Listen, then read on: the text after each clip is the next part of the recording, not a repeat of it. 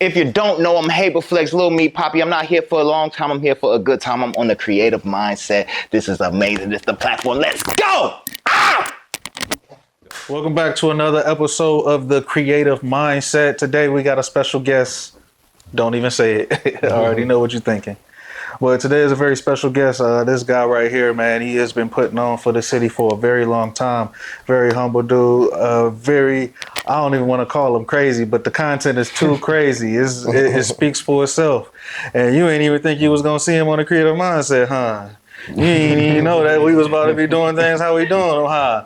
Creative Mindset people, welcome Heybert Flex. What is going on? What is going on? It is an honor to be here, brother. For real. It is an honor. This is a beautiful platform, beautiful location, beautiful platform. It's actually nothing else like it in the city, and I really haven't seen nothing regionally, really.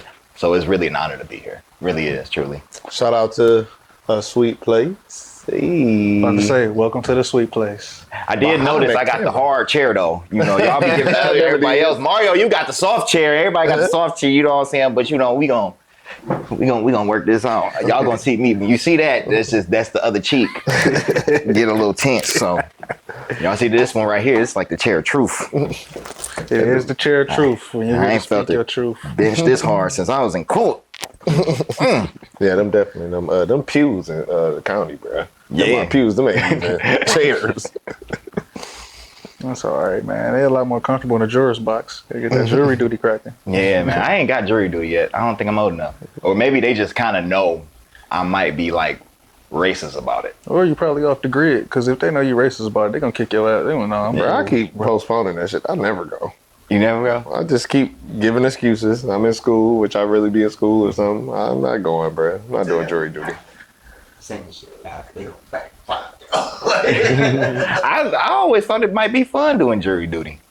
So, you know, this depending on the case, but because when I go to like traffic and I listen to people, I'll be like, oh, you did that? Lock him up. He tripped. Like I always thought it was fun. So. Yeah, they be knowing who to pick, bro. Because in my former life, I did like an internship down there. And I seen like the process, how they pick the people, the type of questions that they ask. Yeah. So if they feel like you're going to be a threat to them winning the case, get him up out of here. But they also want people that have diverse backgrounds, that got something going on. Like I remember it was a girl who, she had just graduated high school, probably like 2 years prior. And they was like, you work? She's like, no, what you do? I read books and sleep. Get her up out of here. Didn't even want her on there. But then, you know, people who have careers and stuff, those are the people they lean towards. But then if you got any type of biases or experience with the case, get them up out of here. Because they want people that's just neutral and indifferent. But it is entertaining, though, to sit in on it, but a lengthy process. So if you get called, do what he do and postpone that shit, because you don't really want to do that. Is the you think the questions change over time? Like the questions that they put for the OJ trial got to be different from now, right? Well, I don't know if people got any type of experience with black gloves and isotone, so that all depends, bro. But criminal case and civil cases differ. But what would you be expecting them to ask? What would you hope they ask? That's really what the real. You know, I didn't know there was an interview. I thought they just kind of like select you and like, yo, you got to do this, or you like go to jail or get fined or something. Oh man, well then I don't even. You got to brush it up on your crime shows. Crash course. They pick like 24 people. They put the first, I think, 12 in the box? 12 people in the box. They interview them. If you get kicked out the box, the next person that's next in line that got the number, they go next. And that's that until everybody agree on who the jury going to be. Then whoever didn't get picked, you go back over there and you wait till it's your turn. Unless it's like grand jury. If it's grand jury, it's just see you later. You ain't here. It's levels to it. You know, I'm allergic to the judicial system. But you know a lot about it. Yeah, I know. You got to know it, man. You got to know. You got to know. I mean, I've never been on that side of it, so I've always had to look. So I got family in it. That's how I end up with the internship. But you feel me? Yes, you know. Intern. So you was doing like, you was in school? I went to college, but this is the second person that asked the questions. Crazy. It's getting crazy. He asking questions, y'all. But, I'm gonna do a lot of that. I'm inquisitive. No, but I went to school for business. But you know how it be, man. Once the family get a decent job, man, they try and pull everybody, the whole hood through it. So it was an internship, but that's not what my focus was on, because my focus was business marketing and business to business sales. So I ended up doing that just because it was just a job that was paying like $12 an hour back in '08. And it was 12 just an hour, no way. Yeah, I was balling. That's- You feel me? Oh man, I walked right. I was at the county courthouse. Good. Nigga, I walked up right over to man while sitting there and getting that check. Man, I walked right over to the nigga on the first floor and bought me a gold watch. You know what I'm talking about? In Tower City? Yeah. You went to exclusive jewelry? You went to holla at your boy? you went to So this we going into my first question, bro. How do you? Cause you was in Memphis, Richmond, Akron, here. These are just a few places that you've been to that you actually I'll be mad later. go to these places and you know the culture. Yes. You know what I'm saying? How do you do you do research or do you just go there and just go and experience? So the process starts with me going to the city. I'll put in maybe a Save-A-Lot or Audi. And from there, I'll ask people questions and stuff and then get tapped into the city. I'll just ask random people, hey, you know somebody who do music, content, anything like that? Oh, somebody's going to have a cousin who do something. And then from there, they would link me on. That's how I started. And then I would but this was before hashtags was really a thing. So I was just doing it like that. And then from there, now, since we got hashtags and it's easier to find content creators and stuff, once I go out to the city, I'm already linking with people. And then I'll just go and support them and get into their cultures and stuff like that. One trick I use is we have the Ohio Entertainment Awards.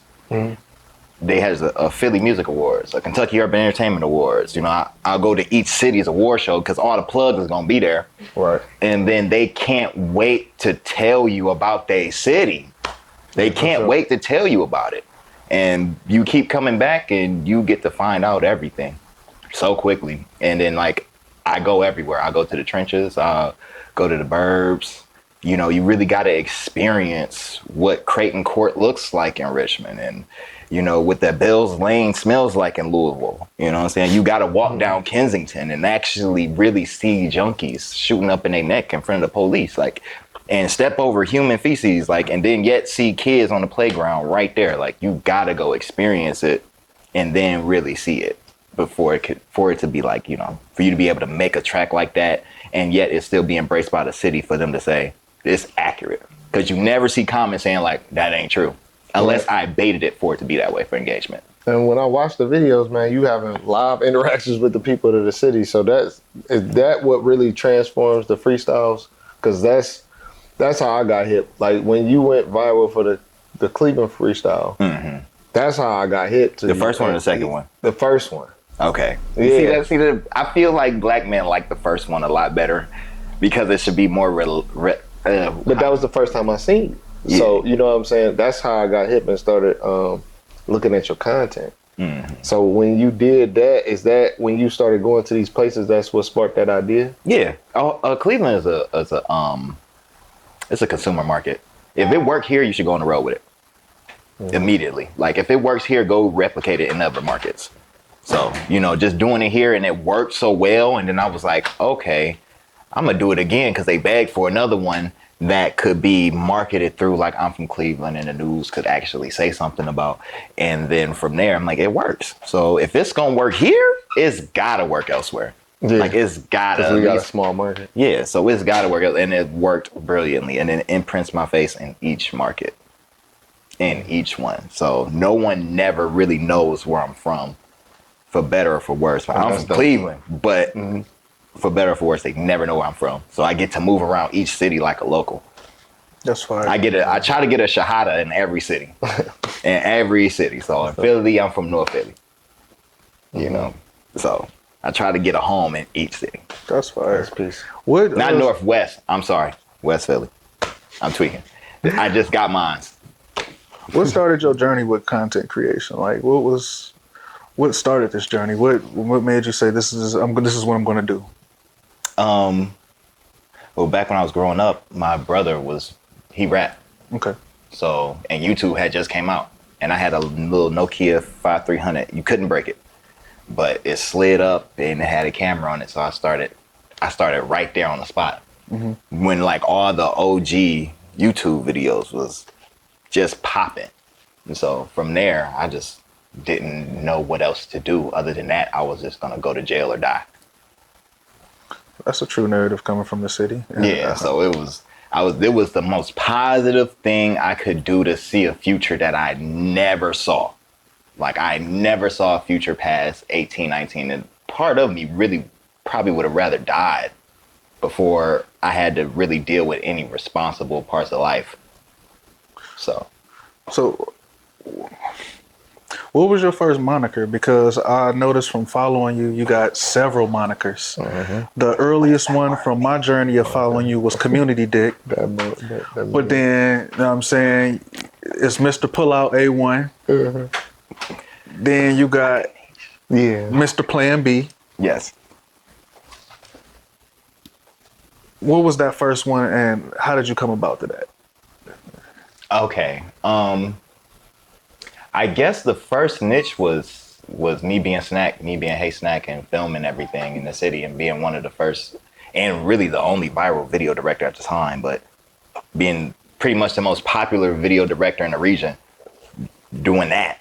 And then I never really had like a niche or a moniker because but so recently, it just stumbled into things that I would say often, or things that I seen that was funny or would get traction. Like, I would say things, or I would see people say, or they would talk about their pullout game, and it would create a buzz in the room. And I was like, okay, this is a topic that I can create, what's the word I'm looking for? A conversation piece. You know, no matter where I go, I'll like, not everywhere I go, but if I'm going to like a networking event, I'll wear the chain because they'll talk to me for it. You know, so, and that actually helped me because I'm the shyest, most introvert person you would probably meet. You wouldn't even believe it, but I don't be wanting to talk to people. So it really helped me. But in order to create it, I don't know, bro. For lack of a better word, I try not to say it, but I'm slow. I was born a Riri, so I'm slow. I'm an IEP student all day. You push them limits, man. I always say it's a fine line between retardation and genius. I think, yeah, but do you kind of like, I think most creative people or people who change the world are probably, or even the geniuses, I think you still got to be like, a little off. Yeah, something got to be wrong with you. It got to be. Like, I don't, like even Einstein, why he look like that? Like, it's like you look crazy, like a mad scientist. You look like, and I know it's got to be like something wrong with you. Or like even they say like Abraham Lincoln was really shrewd. Like, you know what I'm saying? You'd be like, oh, you're funny. Like, funny how? Like I'm a joke to you? Like he's like people, you kind of got to, in order to shape the world, you kind of got to see it differently and other from the eye that the public wants you to see it from. I think it's crazy for you to say that you shy. You walk down the street damn near half naked, talk about you community dick. That's boundary pushing right there. That's big. What made you do that though? Being shy. Like, you gotta make some kind of shift within yourself before you do it. Yeah. So, okay. My first show where I had ever did music at the Agora. In order to get on stage, and I mean, you know, you've been to Agora, so you know they got that main stage, and then they got that ballroom stage that's like medium. Then they got the don't nobody really know you stage that's off to the cut. Some of my niggas performed on that one. Yeah, and a Peabody stage. Yeah, but this, yeah. No, that shit in like another room. It's like it's to the so you find that by looking for the bathroom. Yeah, damn, that hurt. But then that was the first stage, and I could not get myself to get on that stage and do anything. So I took a shot. I took like 2 shots of vodka to even get the courage to get on stage to do it in front of like every bit of 8 people because everybody else went over there. So it was like super dead, but I was still like sweating bullets. And I was like, I don't like that. I don't never want to have a crutch in my life because I know now I'm gonna always need a shot to get on stage. So I just started doing the things that's in my head without thinking about it, like without trying to think about it, just go with it. It's like, you know what? Whatever they're gonna think anyways. There's no way around it. You just gonna have to go do it and see if it work. If you get booed, oh well. And now that I've been booed so many times, it don't matter. But in order to run down that street like that, yeah. Fix your channel that mic real quick. The channel that mic. Yeah, but in order to run down that street like that, it took a lot. It took a lot to bark up that day. But the guy who I was with, King Zan, he was way more nervous than me. So in order for me to actually lead this situation, I couldn't show him I was sweating. I had to be like, bro, we out here. It is what it is. Mm-hmm. How many frivolous women you can just show that body to? All right, come on. We about to go hump cars and swing on everything that we can find. And this is going to go crazy because I just knew what it was going to do. And that, in fact, it did. And that, in fact, that it did. And it changed a lot for him. He ended up getting signed and stuff. And me and him became like so cool after that. So, but it took a lot to do that. But now I can just do it. So what keeps you inspired with creating? I don't know. That's a good question. I don't know. I just, at this point, I think I'm just in like autopilot. It's just something you're just good at. It's something that I don't know what else I could do. Like I could do anything because I do a lot, but I think I'm just inspired by living. Like I like doing new things and other stuff. So it's like as long as I got something to do and I'm not sitting down idle, I'm pretty cool. But inspired, man, I don't know. I don't know. This business is crazy, you know. It's kind of crazy. It's so many ups and downs, and definitely when you start getting to it on the other side, like there's a lot of times I don't even want to do it, but I know I have to get up and do it anyways because I'd be like, what else are you gonna do? I feel like you the culture's news reporter. Even when you was doing the meat reviews of people's music videos, like that. Like when you was doing those, bro, I watched like an episode or two when you was reviewing. I'm like, this shit is funny as hell.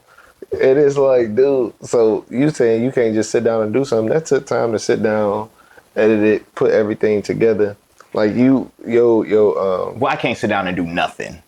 But I mean, but when I could do that, like, so of course, you know, some people just be busybodies that got to be moving, but that take a certain level of concentration and commitment to keep doing it. Mm-hmm. Like, talk about the different creative outlets that you utilize, because when you go on your page, it's not just one thing. I almost think that comes to my detriment at times because it's like you're so all over the place. And it's not like how Lambo Leisha just got her and her cat, so now she can have 8 million followers.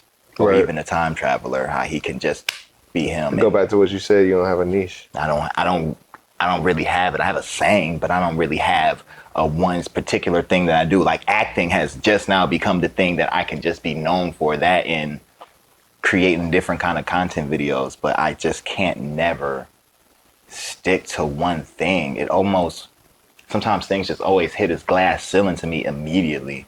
Like I just like, I see it and then sometimes I'll go viral so quickly and then I'll see the success from it. And then I just almost watch the world get old to it. And then and before it get old to them, they almost get old to me and I just move on to the next thing that I want to do. So, and then being the fact that I travel so much, I see so much.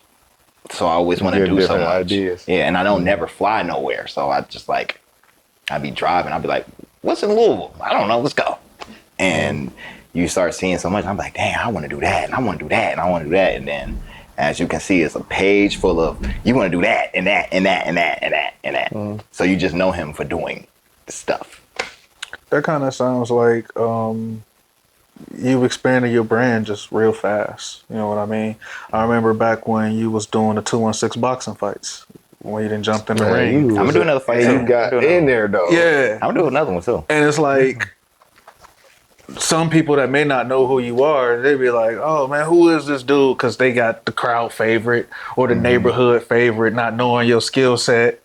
But then people who do know you, oh, that's funny, Nick, man. That nigga, man. Shit, man, don't sleep. You get what I'm saying? And it opens you up to a different set of people. That's all. That's what I say. But I want you to talk to us more about you saying when you create, it gets old to you. Here at the Creative Mindset, we like to focus on mental health. So I know that has to make you feel some type of way mentally to where it's like, okay, I did this, I achieved this, because you said nothing inspires you. And it's like you're doing everything effortlessly. That means you on autopilot. So talk to us about the process of what you look for when you travel. And then how you still accomplish what you accomplish. If that makes sense. Does that make sense? I don't. So usually when I'm on the road, I have a particular mission, period. So like, let's say I went to New Orleans, which I'm glad y'all like the Han video. Juvenile is in the New Orleans version, so that'll be dropping soon. So I'm looking out for that. But it's like, I think it might be the ADHD, because I get sidetracked so quick. Like I get sidetracked so quick to want to do this and that, and I like being alone so often. I don't know, man. It's crazy for me. I'll have the mission there, but I'll have to stop at another city and see things and side quests. Like how Shaq DJ now. Like that would be me. Like I would like. It's got to be something more to do. Zelda. He did all 250 jumps in GTA, huh? Yeah, I just gotta like never beat the see game, things, bro. Because no. What game? You play any video games? I only play my Nintendo 64. Okay. Well, still. Yeah.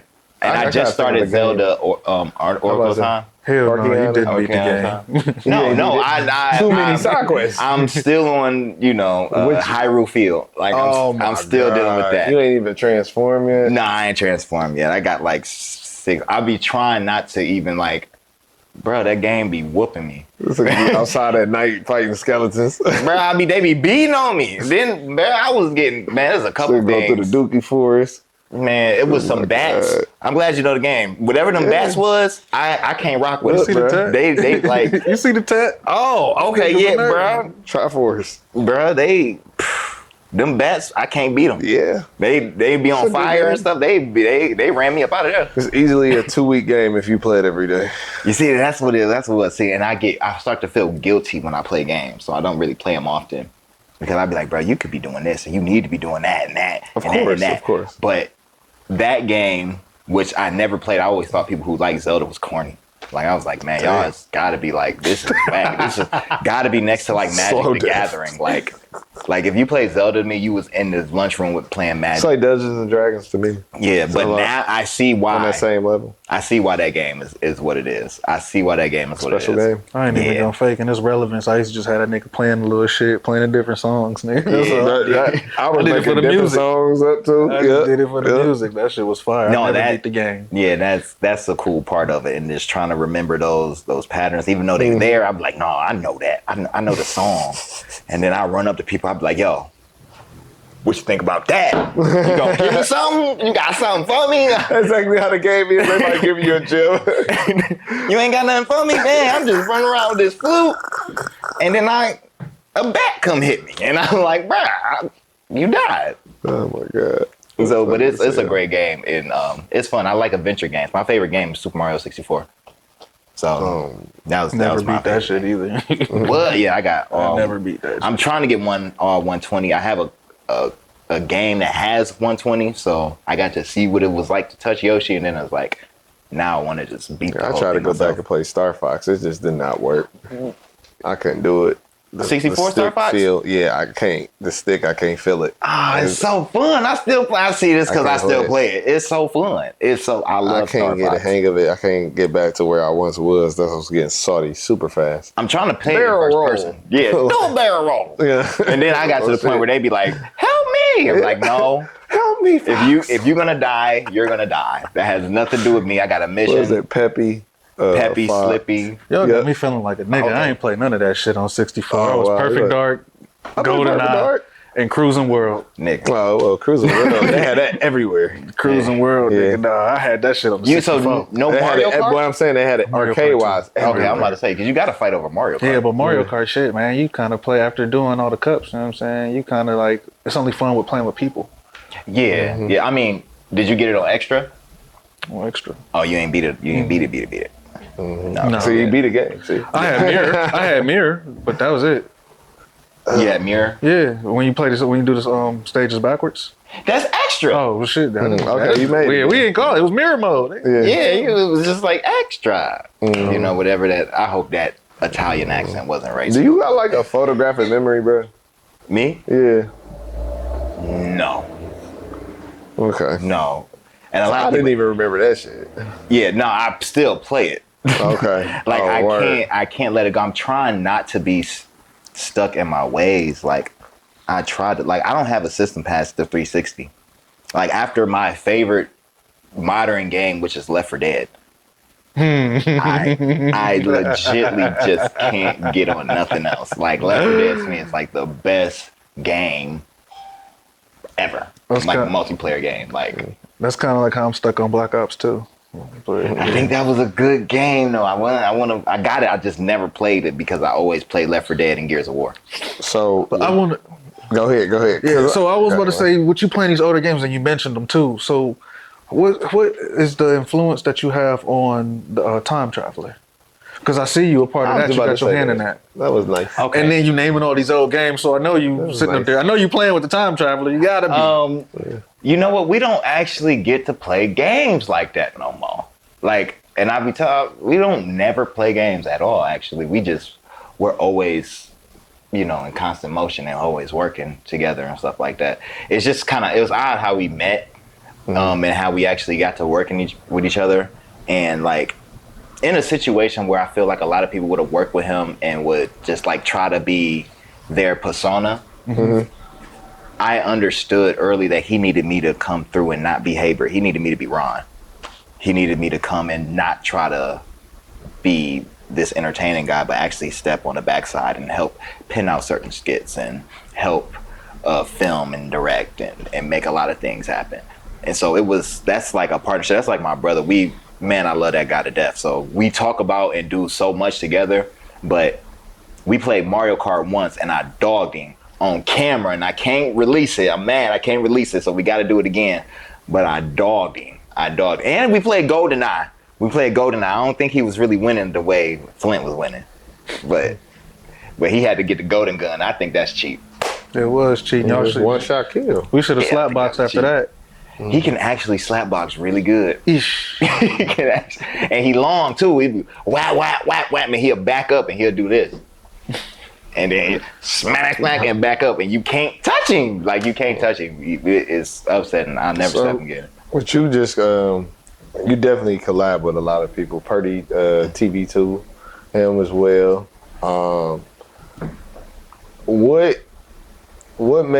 How do you do that, man? Because some people just creating silos. Like they not really as interactive and, you know what I'm saying, you said you was naturally an introvert. So with that being said, like what made you want to collab with more people? It was the only way I seen that I can expand. I also seen that I was taken different out of town versus in my city. In my city, you're so available that, you know, it's nothing. But when I go to other cities, it's a thing because I'm only gonna be here 3-4 days or 2. So working with them, it's just you're just received a lot better for some reason. Like they just love you. Like it's like, oh my God, I can't. And then working with like Purdy, man, he was so ecstatic. He couldn't wait to work with me, and I couldn't wait to work with him. It didn't matter about how many followers we had. It didn't matter who had what. It was just a genuine thing of two people who just like be on the internet. And I noticed like a lot of internet people like who make skits and stuff, man, they don't really go outside for real. Like it really just be them. They get around like people and be socially awkward, like real bad. Real bad. I just recharge my battery when I get away from people. But, you know. So what does that look like? Because that was my next question. What is some of your routines to allow you to hit the reset button and be able to continue to do what it is that you do? So, like I said, I spend a lot of time by myself, a lot, and I listen to motivational videos all the time. Who's your favorite? All the time. Between Les Brown. I knew you was gonna say it. E.T. was my first, but I always feel like when people say E.T., I be like, you ain't really dug. Because he's still new. Yeah, but Les Brown is like one of my favorites. Like, You hip to Jim Rohn? Yeah. Yeah. Jim Rohn. I like Jim Rohn a lot. I always, and then when I hear like the compilation, I can hear his voice, but less makes me cry. Less makes me cry, and I'm a big crybaby anyways. It don't take much to make me cry. So, but that within just spending a lot of time by myself, swimming. Contrary, I know a lot of black people can't swim. You can swim. Mm-hmm. Okay, you can swim. I'm black. Golden eye only. He only played nigga games. He can't swim. Just hey, watermelon, grape juice, fried chicken over here, bruh. I played Skyrim. See, look at him. Damn, he plays Skyrim. He hit the Metal Gear. I can't play Skyrim. He hit the Metal Gear shit. Yeah. I can't play. I turned it on. It was like I'm talking about 200 hours in. I played Skyrim. Like you raw. Yeah. Definitely. Yeah. I ain't never played Skyrim. I had the magic on the hands, nigga, and the sword. I wouldn't even know what you talking about. Yeah. I immediately knew I was never playing that game. Yeah. And you, okay. Yeah, don't do that to me, bro. Okay. I just can't swim. That's it. Okay. My mother ain't like me going to Forest Hill growing up. That's why I ain't never learned how to swim. Y'all know how to swim? Yeah. And you the darkest one in the middle. You can't swim, bro. You hurt. He was setting, you set him back, but that was progressive with the light skin one not being able to swim, but the dark eye. Told you, my mother ain't want me going to Forest Hill. Niggas used to get beat up and drown in the pool of Forest Hill. You know what I'm saying? Niggas get drowned in the pool? Yeah. Oh, I ain't know that was like that over there. Yeah. That's why I never ventured that side. Like, it just what side of Cleveland you from? So I graduated from Shaker, but I didn't I spent the bulk of my time there after coming. I was born in Jersey. So after coming here and jumping from rehab shelter to rehab shelter with my mom's, and then we actually got Section 8 in Shaker. And it was like, you was pretty much just broke around a lot of people with money. That was it. Like, and then it was real clear. Have you been to Shaker? Yeah. Okay, so you grew up like Dave Chappelle. It's just like that. It's like, but on the other side of Rapid Tracks, it was different over there. But if you came on this side and you were closer to like Barlett and stuff, like it was nigga shit. Yeah, real niggas from Shaker call that shit DSS. I've never heard that in my life. Dirty side of Shaker. I did. I heard that. I didn't hear the DSS part, but yeah, I'm from the dirty side of Shaker. I'm from the dirty side of Shaker. All of us, it was bad. We was tearing Shaker up. I'm gonna tell you like this, bro. As a grown ass man, until I went to college, and like a lot of my friends from college lived on that side, I ain't even know that Kingsman turned into that. Yeah. I was sitting there riding down. He's like, yeah, keep going. Then once we got the lead, bro, what the fuck just happened? The signs just changed. Shit fucked me up. And it's immediate too. I didn't know that. I felt like I felt like I wasn't from Cleveland because I didn't know that. Everybody wanted the white girl from Shaker. At least in Kingsman County, they did. And then I used to watch it was funny because like the people in Shaker, like the dudes in Shaker who wasn't like into it with none of the hood niggas and shit, who didn't know, who was just like completely square, they'd try to like go to Mr. V's because they was the only people who wouldn't card you for the miles. Mm-hmm. And so they'd go there, but they get beat up and try to hurry up and try to run back to Shaker. They'll come back just toe up, but they had that mile though. Like, I don't know what it was about that mile, but it's like, them 40 boys gonna beat on you. You just can't not go to Mr. V's, bro. You gotta go get that mile. But it's a complete texture change, man. I don't know. I got chased a few times back to Shaker. I got chased down Union all the way back to Shaker. That's a long ass ride. Yeah, and then right. I was in the Leon Harbor. When did they give up? When did they give up? They didn't. They gave up. You got past Save a Lot? Yeah. They were still coming after Save a Lot. They stopped a little after that. Car wash? On the left-hand side, right by, what's that barbecue spot? Whitmore's is over there. Yeah. They gave, when I looked at Whitmore's, they had stopped. By the time I got to Whitmore's. But, sprinting. But, here, check this out. Hear me out. Because I think this started a whole war in Shaker with Harvard. So you with Uptown. I was up because this is what I used to do. Shaker had a school directory, right? Mm-hmm. So, for some reason, this was a good idea then.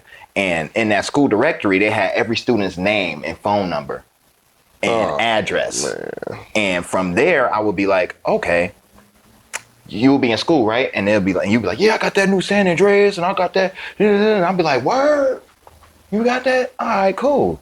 And then you in school, I get on the Rebel Star 67, call the house. I know you in school, nobody in there. I'm going in there. I'm getting everything. I'm getting your PSP. I'm getting your San Andreas. I'm getting all that. North Coast. And then I'm going to Game Exchange to go get some bread. So I would go to Heybert Plaza to hit the Game Exchange, or that GameStop they had in there, and I would go get some money. And then for some reason this time, Kennedy let out. Them motherfuckers chased me in them tall tees, baggy pants, polo boots. Bruh, they was relentless. I mean, do-rag with the sweat, they was relentless. Like past Long John Silver's, past Infamere, they hawked me all the way down. I had to cut down Scottsdale and hit some cuts. And then I had went back and talked to my nigga. I was like, yo, man, these motherfuckers, because they crazy. They not stopping. So later on, I go to the library, which is like the big kicking spot, and everybody, all them niggas up there. And they chalking niggas. They going in niggas' pockets. You went to the library right next to the school, bro?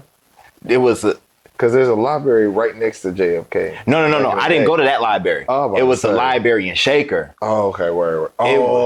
It was like they discovered it for the first time too. And I'm looking, and I'm like, yo, there they go right there. And then you just see them in this one dude pockets. They just,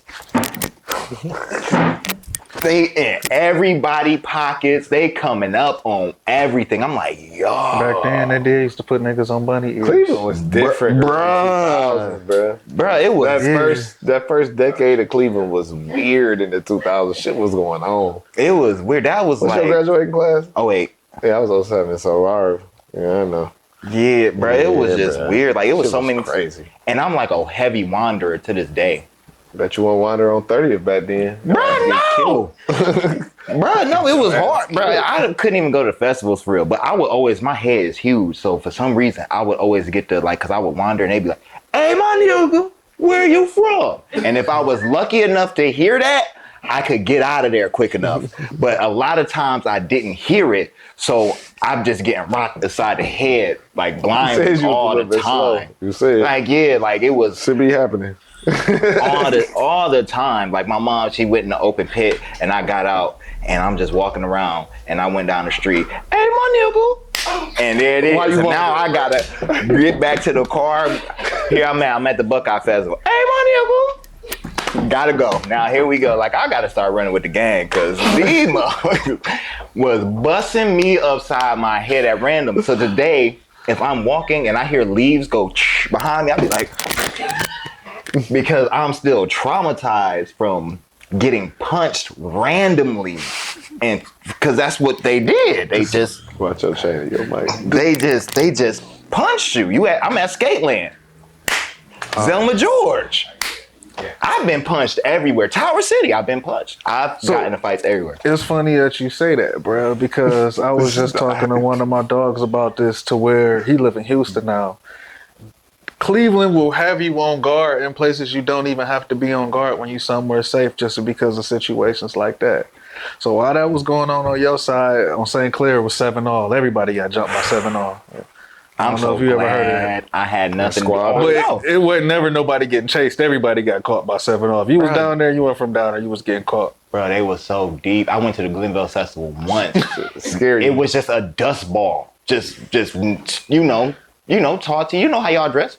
Y'all, it was like right, like you in there with us. No, but it was a difference. You had your Bojangles. I had the slim tall T on head. It was. Well, first of all, I had my sticker that said tall, so I was fresh. You know what I'm saying? So I was there with it, but still. So you was bougie too. Nah. Cause you was bougie, because if you had the sticker on it, that mean you bought it from Foot Locker Finish Line Champs. And niggas in the hood used to be mad at niggas who got their shit from Foot Locker Champs. Niggas used to be salty because like, this nigga, he ain't got the thick ass collar from the corner store. Niggas in the hood used to be mad at shit like that. Champs always sold white tees. They always sold white tees. Yeah. Champs always sold white tees. Yeah, Look, they man. always so. And then my neck was green from my jewelry and Oh, stuff. shit. It came straight from the middle of the Mall of Randall. So, and I thought that was so fresh. But I could still tell the difference. Like, I could see people and be like, oh, they from down the way. Mom's taking They the from Jeepers, St. bro. Clair. Like, you could just tell. You could just tell. Random, right? Yeah. It's fun. You threw the Jeepers? I said, Mom's taking the Jeepers, bro. I mean, I got a tape of my birthday at Jeepers still that I still look at. He really from that time, bro. That's crazy. Yeah, man, I love Jeepers. I went to the Powerhouse. You hit to the Powerhouse? No, Only been I'm one a- time. You only been one time? You One ain't even sit time on the ever. screamers? Oh, my goodness. That was I'm a down in the Gundarena flats. baby. That was Woman down had in the to be flats. kid. It was like an arcade Yeah. down there, That was like going the places. first Dave and Buster's. basically. Yeah. Look, bro, get back to you, not the trauma. But my nigga. Hey, my nigga, But look, where are you from? And You then such- have a fast one. Oh, it's a little fast one. Just bro, you such an upbeat person, and you funny. And they say some of the greatest actors, they go through like a time of where they may need therapy when they get into character with certain You ain't gonna roles cry, that they got to play. What was it like playing the bad guy in Black Men Don't Cheat? nothing. Only because my character did coke and I never did coke before, and that's why he don't do coke properly. He didn't do coke properly. I was like, what type of coke this nigga doing? But it I've was never done coke, never been around it, so I wouldn't know. After that, I started. That's why, like, if you watch this movie Boarding House, and I played like a mentally challenged guy. Mhm. I actually like looked deep into it and start following mentally challenged people and start because I was like, bro, that is not how you do coke, bro. That is just not. But it didn't. In order to play that role, it didn't. To me, it was just a role at that point in time because since it didn't ring true to me at all, to no degree, it was just really me making a skit. okay. It was just that because I'm just doing such ridiculous stuff. Now, Airbnb was a little different because that was actually me being until all the weird stuff happened. I don't do no weird stuff like that, so it would just be like a skit to me. Like I don't really dig into it that deep. But there was one part on Black Men Don't Cheat it was kind of like that a bit because it was that part with me and my mom. And Okay. I think a lot of people would be like, yo, that's one of the like more touching moments of the movie because that was like real life for me. I was really like that. But the only difference is I love my mom. My And you did siblings was kind of but I love my mom to death. Through all of that, through everything, I always loved my mom. I hated getting taken away from her. Getting taken away from my mom changed me more than anything. And then having to go to being in foster care, being taken away from my mom, ended up having to go to Maple. And I was in Maple, I was a lame in 8th grade. I was a complete lame. I had to eat lunch in the bathroom stall. I did not want to go back out to that cafeteria because it was so bad. Every time I walked into class, I got roasted like relentlessly. And y'all better not laugh at this because you don't laugh. But like the stuff that they would buy me to wear, and then you have to do the projects with the shoebox, and it was a FUBU boot box, bruh, they would just, I went up there to do my project, and I'm happy about, I'm trying to get a good grade, and they just like, any students, y'all got questions? Why you got them FUBU boots? What's up with them FUBU box? Everybody just like, it's like, I can't never feel good. I try to answer, my last name Mayo, so I try to answer a question in class, and I'm like, hey, who knows the answer? Me? Hold the Mayo, pick somebody else. Like, dog at me. The teachers, everybody. I got jumped by like half the school. This had to be the worst time of my life. But when I got back to my mom care, I was a demon. I was god awful. I ran up a juvenile record so bad, it didn't make no sense. It didn't make no sense. That changed me more than anything. So that's, oof. That time, oof. Does any of that still linger to you now as an adult, like from the way you were treated then? To a degree, but it doesn't. it doesn't bother me or make me resent anybody or anything like that. I am very much a healed person. Like and it just came with being very realistic with myself about everything, from the acting to how I treat myself, how I treat others.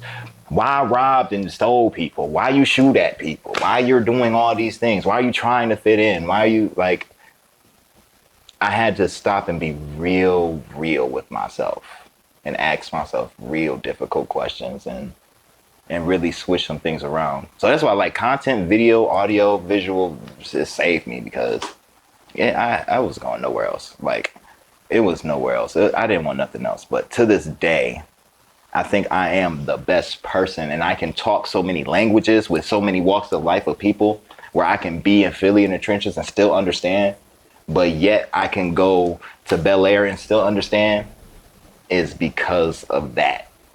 So it really made me, for a lack of not a different language, but yet bilingual.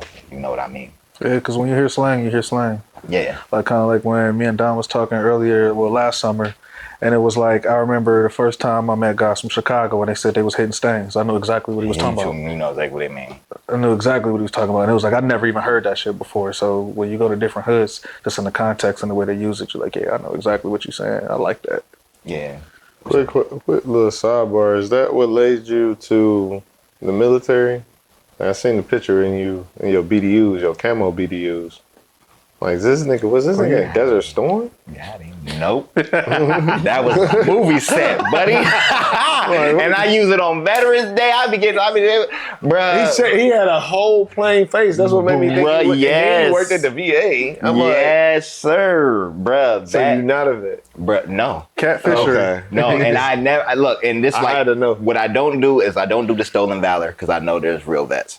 Mm-hmm. We all vets in here. Well, us three is in here. It's vets. I did get some pussy because it was Veterans Day and this girl thought I was, and she was fine, and I didn't say I wasn't, but I was like, I said, give a vet some coochie today, and she was like, shit, what's up? And I'm like, did you wear the uniform when you did it? No, I didn't do that, but I was like, shit, you own it? I've been kind of wanted to, so that was the most I ever took. I'm sorry, that was y'all coochie. That belonged to y'all. I love the vets. I worked at the VA. I treated every vet with utmost respect, unless they was rude, completely like out of pocket. Other than that, even I always understood, like, all right, you sick, you in the hospital, bro. You could be mentally in a whole nother place. So I'm going home. You're not. So I get it, but. Yeah, that was y'all coochie. I should have shared it. I'm sorry, y'all. That's cool, man. I took that. But no, I was not in the service. That was the set of Cherry. I got to shadow the Russo brothers, who are the directors of Infinity War and Endgame. And, so, and I got to work with Tom Holland on that set too.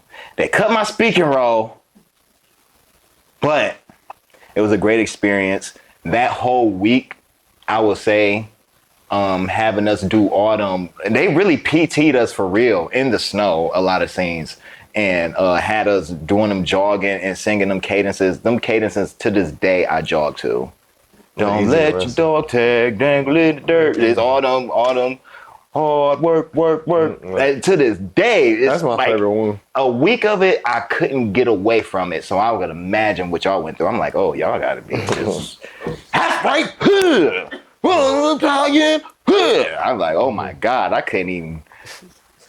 And that was like, you leave set at like 2:00 in the morning. You get back on set at 8:00 in the morning, and it's get into it. You get into the battle and immediately. I'm like, bro, I thought this was a movie. This is boot camp. They had you really playing for that role. Man, yeah, and then it was bad. They did some shicey stuff on that set though. They did some shicey stuff. It was times where it was real cold and they still had us in formation. And you get to a point where it was like, look, y'all, we're not going to Iraq. This is for the camera. Why are we out here and white people turning purple? Cause you gotta have that mindset. You play your role better. This a movie. They in the background. They blurred. Bruh, have mercy. No. And then what's this guy's name? He not Damon Wayans' son. he one of them Wayans boys' kids. He could not get his lines right for nothing. And we just out there even longer. like, bruh, hey, for every vet in here, kudos. Kudos. Appreciate you, bro. Kudos. But no, I'm not a vet. And next time I will definitely pass the coochie along. What does burnout look like for you? If you fly on autopilot, the gas gotta kind of run out. I almost actually see, like, actually currently my light is blinking. Like my is blinking. I don't actually know how I've been moving these past couple days. It's been kind of rough. Because I said yes too often. I always say yes. And like when I probably should say no. But it's probably coming. But before it stopped, I like to challenge myself anyway. So I was like, I can do it. But really I shouldn't be. Like I'm loaded right now to the T. And it's just like it's good for me to be busy because an idle mind is a devil's playground and poof, he'd be up here on the swings. So it's good for me to stay busy. But man, when I get burnt out, it's so easy. You can almost tell through the content.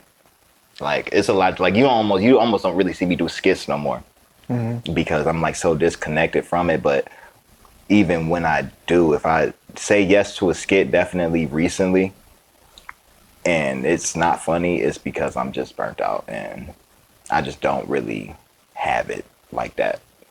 I thought it was more so you were pivoting to lean more into acting roles.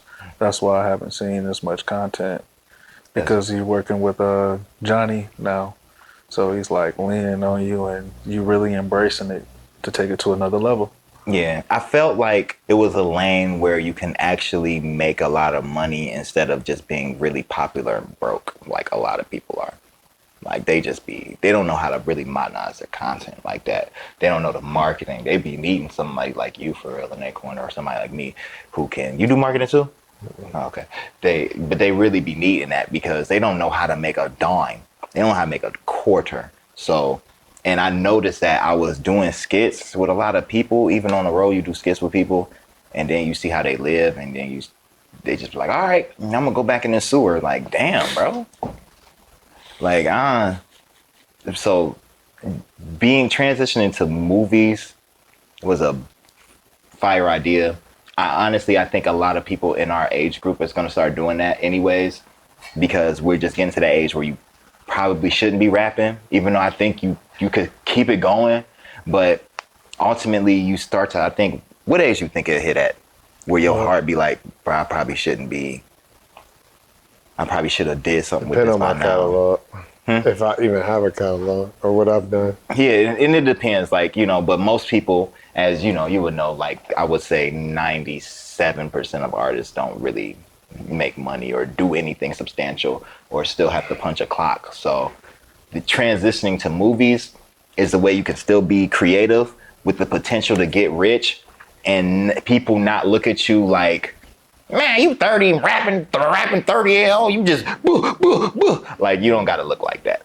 I watched it happen, bro. So I'm definitely where you at with that. One of my friends, Q's cousin Heather went out to California. She started off in the same journey, just, doing what she can, taking opportunities, showing up in rooms. I won't be long on this one. She started working behind the scenes, executive producing shows like Hot Ones and stuff. She wound up being the personal assistant. Today, she's the personal assistant of Damon Wayans. Now she's doing everything. So yeah, man, just keep grinding, bro. Yeah. You're gonna get there. It's kind of odd that I went to Cali when I was in LA. I'm gonna go back for 3 months this winter. You would kill it out there, bro. Yeah, I don't want to after this, I probably don't want to go back. And I know that's shocking, but I don't like the energy there. I don't like the spirit of it. I don't like what they're doing. They got other studios. You go to Atlanta. I don't like Atlanta like that. Like, I love the black energy. I was around some really cool people in Atlanta, like some really dope people. And I like to go out there and like network and mingle and stuff like that. I got to go out there this weekend. But no, I don't like New York. I don't like Atlanta. New York. I don't like LA like that. You don't like big cities. I love my small markets. They're more intimate, and I like being independent. I don't. And the love is genuine too. The love is so genuine. You know, in New York, you can't get nobody to say excuse me. You know, in LA, it's just like, yeah, in LA I could kill it. I really could, but you got to pay to play. It's already mad expensive. I'm a frugal, cheap motherfucker off rip. So I don't already be like, ugh, why I got to pay that to do that? Just to get next to you so you can put me in position to do these things where it's like, I don't want to wait in nobody's line no more. I just don't. I really would rather make my own plate in my own room. So now me and Johnny are doing so much, and me and the crowd pleaser are doing so much, and me and like I'm in so many different camps, and we're doing so much that I got tired of reaching up. I just reached over. And now this is fun. I now have fun with my journey. I think in the beginning, bro, trying to, oh my God, I guess gotta get next to Gucci. I gotta get next to, man, bro, fuck all of them. I try not to cuss on this thing. All of them. Man, I would rather be here with y'all versus on the Breakfast Club any day. Any day. Because this is more real to me. This is more. We appreciate that, bro. This is real to me. Like this is serious to me. So that's why I didn't like that the timing of how this all work. I hope we could do this again, but a million apologies that the communication wasn't all the way correct on that. But how to say go to spam, whatever. But this is like serious to me. I always talk to people about Cleveland media and like how serious it is. Like, hey, make sure you go do that podcast and accept them collabs with them because they need this. Because we need the media, we need the platforms and stuff. I would much rather grow with my people than trying to get whoever's attention. Man, they got their friends. Go away. I don't care. I don't really care to mix and mingle. And then now it's odd because now all the Chip the Rippers and the Ray Juniors and all them, I know them now. But when I was trying to really reach out to them, I was getting crickets for the longest until my body of work started to speak and they came to me. But other than that, like, yeah, they legends in my city. I would love to work with them, and as I do. But them other ones, man, like if you come, you come. If Tyler Perry call, he call. If any of them call, they call. If they don't, I wasn't expecting it. I'm glad that y'all called. I rather, and if I never make $1 million trillion, I have fun. I have fun. I asked, and this is a deep question I asked myself because I found myself being a bit unhappy in the path within a month ago. And I was like, you asked to travel and make money doing what you love to do. You asked to be famous. You asked to do movies. I'm doing everything I asked to do. Am I making the amount of money that could give my mom the life that I would love her to have? No. And does that bother me? Yes. So I asked, were you in love with actually doing film and all these things? Or did you just want the spoils of war? Did you just want the money and the bitches and everything that came with just that, having the money and stuff? Or were you actually here for the journey? And now that I've actually got clarity, man, if it never come, it never come. Man, but I'm having the time of my life. Just on a lighter note, and I appreciate you saying that too, bro. We appreciate you being here. I want to say that, man. We gotta show each other love in the city, man, for sure. What are you grateful for?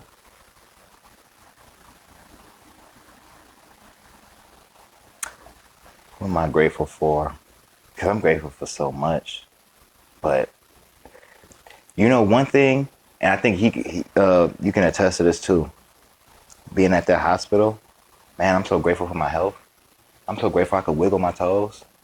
When I'll take a shower and then, after, sometimes I have my motivational videos playing in the morning anyway, so my thoughts don't go too far out because I immediately get to going. But, I'll just lay on my back and just rub my legs, rub my feet. I'm so thankful I can run. So thankful I can jump. I'm so thankful that even though my mind is so screwed up and demented, at the same time, I ain't shot up a school. I ain't really went out and harmed regular people for no reason. I'm so grateful that I was able to mature and impact people. I'm grateful for my mother more than like anything. I'm grateful that I was able to see things from a different light and then be able to embrace her the way she always should have been. Yeah, I'm grateful to be able to just move freely and not need $1 million to do so. I'm very grateful, and I'm really like grateful to be able to help other people. That right there makes me so excited. Like, a lot of people hate to see other people go in front of them, but I'm so like I probably could have been way further if I didn't keep doing this. Oh, go ahead. No, go ahead, bro. No, bro. I got a plan here. Use that. I think it'll work for you better. And then they'll go and work. And I'll be like, go ahead. Like, I just believe where there's people, there's power. And I'm just so grateful to have the opportunity to even help people. So what advice do you have for an upcoming multifaceted artist? Because I don't want to box you in and just call you a content creator, because we obviously know you do a lot of things. Yeah. And I got so much good music, and I was like, I want to put it out, but that same thought came out. I was like, damn, maybe I might be too old. But you're not too old, but still put it out, because you have fans, you have a platform. Mm-hmm. So for the young musician, for the young content creator, for the young aspiring actor, mm-hmm. for even the young aspiring UFC fighter or boxer, what advice do you have for them? I think the best advice I could give to someone is, outside of the stereotypicals, don't quit and keep going and keep striving. I feel like if you really want to be there and you giving it your all every day, I know like it gets tiring, but you own you, and continue to do that. Don't let nobody buy you. You are not for sale. And if you are for sale, don't sell more than 51%. Keep 51% of you to yourself so you can get your final say. Because too many people are just bought and purchased, whether it's by companies, other people, vices, whatever. They just let too many things take control of them. So be unapologetically you, and don't let no one buy that. Don't let no one buy that. I done seen some contracts. I done turned some contracts down that my mom would punch me in the nose if she knew. But they was buying me. That means I'm no longer me. Or I can get shelved. Don't let nobody buy you. And if that means don't let nobody put up no money for you, then don't let nobody put up no money for you either. Go out there and grind. Eat your ramen noodles. Eat what you gotta do to get the money. Grind, get it, and just own yourself. It is so much pride and ownership. You don't gotta go and get. And I mean, if you can use other people's money, and we always say that, great. But man, don't let nobody buy you. Don't let nobody own your stuff. Own you. And if it's 100% of nothing, then bruh, enjoy your nothing. Cause it's yours. I drive across this country. Like I said, I don't fly nowhere for real. I'm always driving. And I see people with nothing and they be happy. They be happy coming out their trailer with their big dog and they be smiling. I see so many people, they be happy with almost next to nothing. So next time somebody say you own 100% of nothing, be happy with your nothing if that's what it is. Find that happiness. Don't let nobody buy you, and don't think you got to have $1 million to be happy. Know what you asking for. I see that. That's real. That's real. That's love. Tell the people who not following you where they can find you. That's going to be hard to believe, but still tell the people where they can find you. You know what, though? This is some true stuff. I got 100,000 followers, but they're not following me. They're not. Most people don't follow me. So many people look at my content and be like, look at that. And then you saw it. And then you saw it, but you never followed. Only that one person follows. And then this person will be like, bruh, let me get a picture with you. They ain't never gonna believe I saw you. And I'm taking pictures everywhere. I can't even steal out the self-checkout no more. Cause people just, you stop. I'm like, bro, I'm trying to do what I gotta do. You want a picture now, bro? I'm in sweats, bro. Just so I can. You hurry up, bro, because I'll never say no. And it was a plan B. Yeah. But first of all, my plan B buying days is been over with. Okay, the only reason I had them plan Bs is because I got them out the George Floyd riot. I got them out the CVS. Everybody went back there and they stole all the perks. That was the first thing I was like, oh, damn, CVS. I can go get perk 10, perk 30. I'm about to hit the block hard. They was gone, but I was like, ooh, I had allergies, and I was like, what? Plan Bs.